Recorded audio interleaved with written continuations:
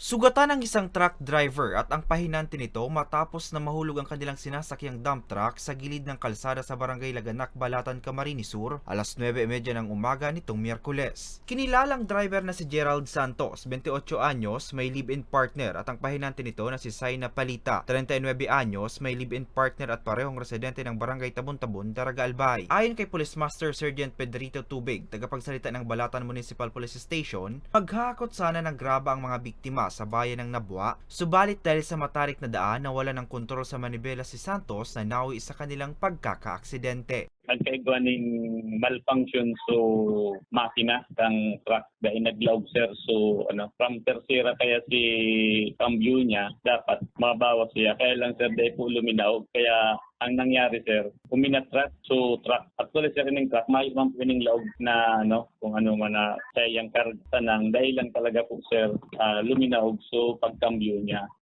Nagtamo ang mga biktima ng minor injuries na agad naman itinakbo sa Balatan Rural Health Unit.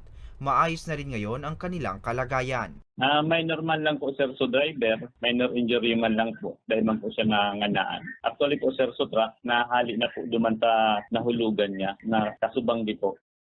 Nananawagan ang mga otoridad sa mga motorista na maging alerto sa kalsada at siguraduhing maayos ang kondisyon ng kanilang mga sasakyan bago ang pagbiyahe. Para sa mga balitang Tatak Bicol, Hercules Barbacena.